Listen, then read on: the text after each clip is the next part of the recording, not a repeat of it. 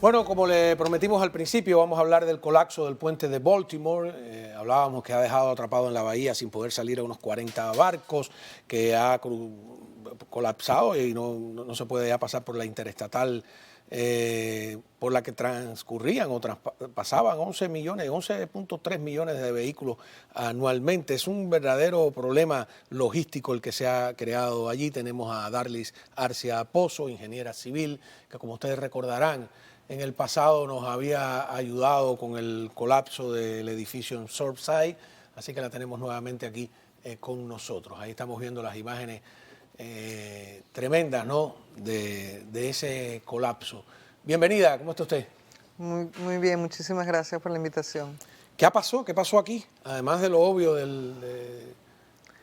Bueno, básicamente fue un infortunio que se pegara justo con una de las columnas que conecta el puente con las bases.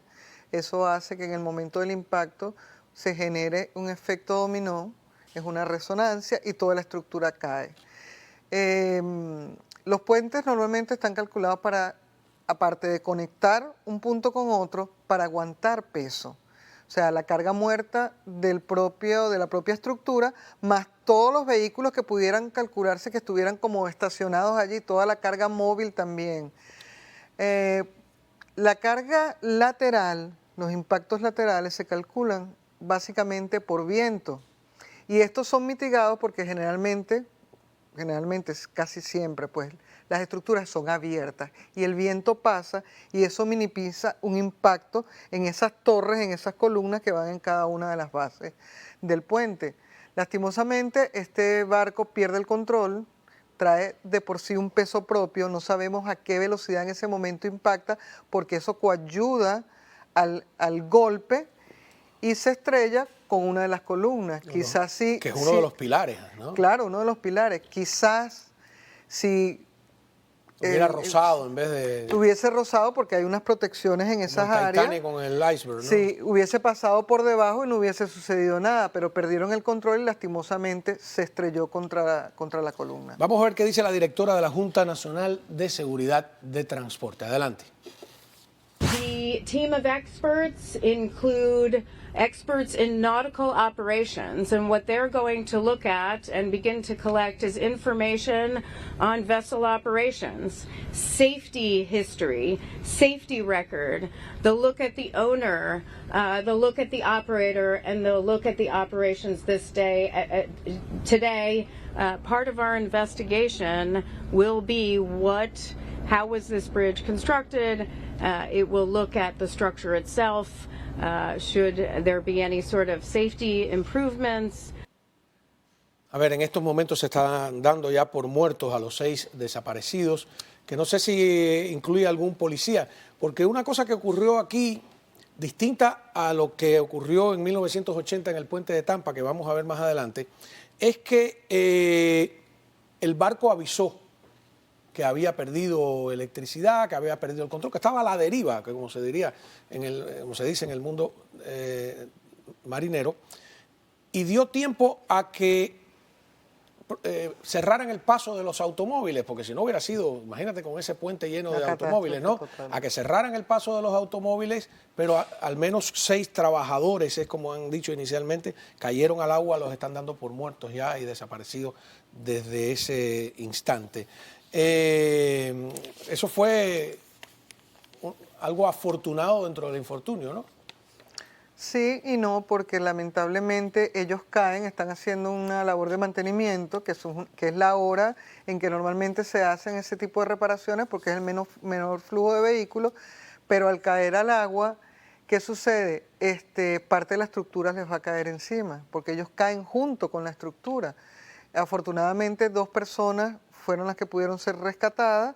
Aparte de eso, también se aúna el frío que hay en las aguas, ¿no? Claro, realmente fue, dentro de la fortuna fue que fue poca gente, que no fue un momento en que estuviese pasando muchos vehículos, pero realmente sigue siendo una tragedia, ¿no? Hay una foto desde el satélite que es curiosa, que se ve completamente ya ahí el barco que dio en golpe. No sé, me dice la producción si sigo en ese orden o voy ahí. A ver, ¿no? En una foto desde el satélite, después hay un plano más, Ahí está. más cercano, vamos, son varias fotos, a ver, podemos...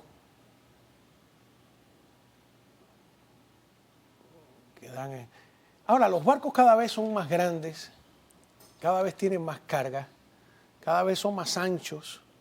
Es un reto a la navegación, sobre todo en un río, pierdes un poquito el control y te carga.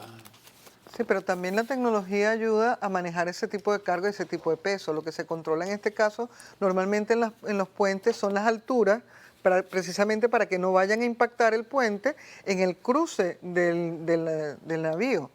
Pero evidentemente cada vez se hace más grande porque la necesidad de transportación de cargas y de pasajeros cada vez es más grande. Cuando se construyó ese puente en los años 70, se calculó para un flujo de vehículos que era mucho menor a lo que en el 2024, 50 y tantos años después, están circulando por esa vía. Ojo, eso no quiere decir que el puente esté mal calculado, el puente está bien calculado. Hay puentes aquí en los Estados Unidos, en Europa, que tienen cualquier cantidad de años que cumple su función, pero no han tenido este tipo de eventos de choque contra sus bases.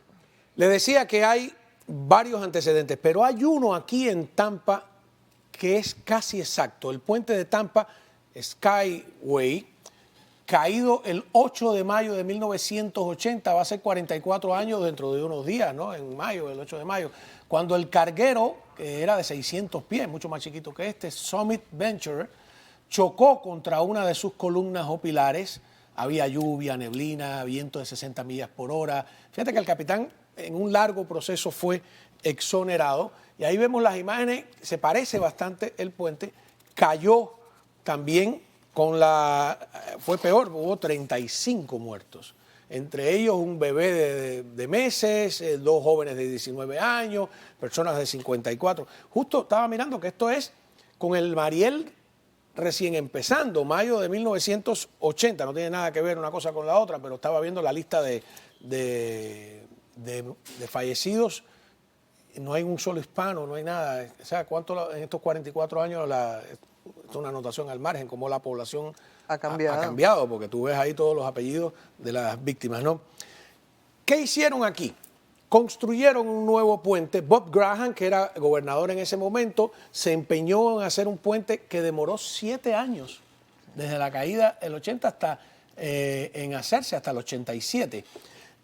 Y este nuevo puente, que tenemos imágenes, no solo hicieron unas columnas enormes de gruesas y bastantes columnas, sino que les crearon una área de protección con una suerte de diques que también, para que si un barco chocaba, no diera directamente sobre los pilares. Míralo ahí, ¿no? Le hicieron ese redondel a los pilares principales que dicen que son como algo elásticos. Para absorber el movimiento de la misma estructura. Y para absorber el golpe, en caso de que alguien golpee. Ese puente, si alguien lo ha atravesado, que es precioso, por cierto, ¿no? Y que tiene, claro, creo que es en su tipo el puente más largo del este de los Estados Unidos, porque tiene estas cosas colgantes, etcétera. Mira cómo le pusieron esos círculos de concreto que también se mueven para evitarlo. Lo que yo estaba pensando es, se demoraron 7 años porque fue una construcción complicada. La mayoría de los puentes de Estados Unidos son anterior a esta tecnología. O sea que sí. Claro. Pero eso no significa que los puentes se vayan a caer, porque incluso con el paso del tiempo, pues las estructuras se consolidan muchísimo más. Ese tipo de protección es en caso de que un barco roce, pero si un barco viene a gran velocidad con un proceso de descontrol y llega a hacer el impacto en la columna, lo más probable es que eso suceda. Aquí lo que vemos es que hay una cantidad de columnas que están como más cercanas, que quizás en un momento de colapso, Dios no lo quiera, pudiera ser a nivel de un tramo. Sí. En este caso no, porque el área, digamos, la ménsula más grande, en este caso, está muy lejos. Pero lo que vemos es que hay una tecnología. Hace 2 años, si me permite la producción, para terminar el ciclo de la idea, se cayó el puente de Pittsburgh, ¿recuerdan? En enero de 2022. La investigación llegó a la conclusión de que la extendida corrosión más la acumulación de agua y escombros provocaron la tragedia, es decir, falta de mantenimiento. Lo interesante de la investigación del puente de Pittsburgh en el 2022, hace 2 años, en enero, es que los investigadores llegaron a la conclusión de que había al menos 10.000 puentes, oye, son puentes, en los Estados Unidos que corrían peligro de derrumbe por falta de mantenimiento, ¿no? Bueno, eso es una de las causas principales que causan el desplome de cualquier estructura. Ya lo vimos en el Champlain, que fue por falta de mantenimiento, los vemos en los puentes, lo ven en nuestras carreteras, incluso en carreteras que no tienen puentes altos, pero que son, digamos, elevaciones que uno siente que uno va y sube y baja, que la vía lo va llevando, los expressway, es lo mismo. Todas esas cosas tienen que tener un programa de mantenimiento constante, porque la estructura per se, ponerla allí y no volver a ver qué pasa, no se sabe. Porque muchas veces también sucede que esos procesos de daños se suceden por el mismo constante peso, de repente por cargas excesivas, sobre todo cuando estamos hablando de pasar por encima del puente. Hay empresas que el control del peso de las cargas, no hay quien lo controle en los puentes, y entonces la gente, pues supuesto, mientras más carga paso en un solo viaje, pues económicamente es muchísimo más rentable. En ese sentido, para los invitados del próximo segmento, que vamos a tener aquí una demócrata y un republicano, tengo una pregunta sobre el plan de infraestructura del presidente Biden, ¿no? Pero, bueno, agradecerle su presencia. Quiero irme con las imágenes de la famosa caída del puente de Tacoma. Eso fue en 1940, a causa, en este caso, del viento. Sorprendió a los ingenieros en ese momento. No era un viento muy fuerte, apenas 40 millas, los dejó atónitos y a partir de ahí se reevaluó por completo la construcción de los puentes, ¿no? Porque el factor, mira, eso como mantequilla parece. Sí, lo que pasa es que, claro, ya hoy en día la tecnología, los estudios, esos son lecciones aprendidas.